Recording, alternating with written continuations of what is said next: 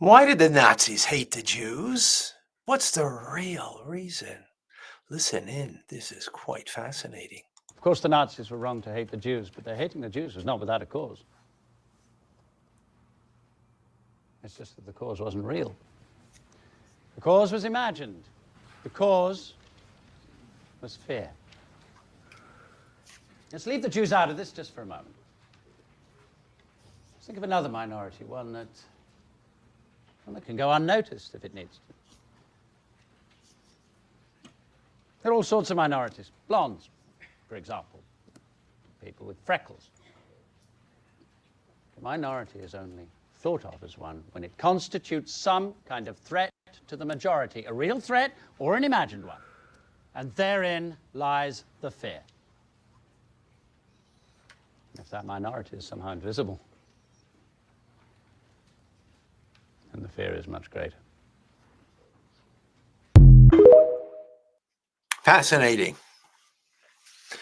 that the fear is the cause of hatred for a minority, for the Jewish people. So what's the answer? How do we deal with this? I would suggest the following. If we all truly believe that God created me because I have something unique to give to this world, there's no two faces alike. There's no two minds alike. There's no two thumbprints alike, because I have a unique imprint to make in this world. That's why God created me. But for the same way, he created you and you and you and you.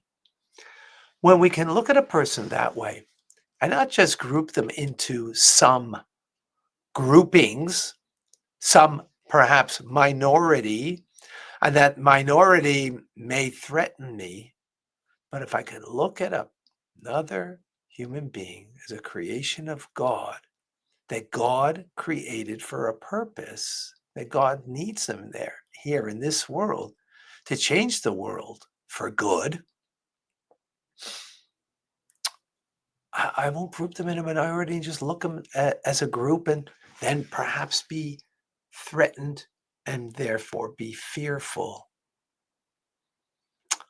No, the answer is God created me because he needs me to make this world a better place, and he created you and everybody else for the same reason.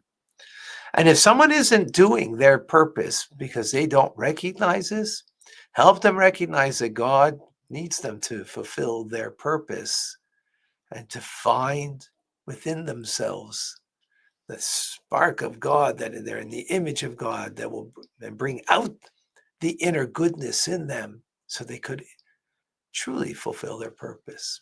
That's the world we want to build together.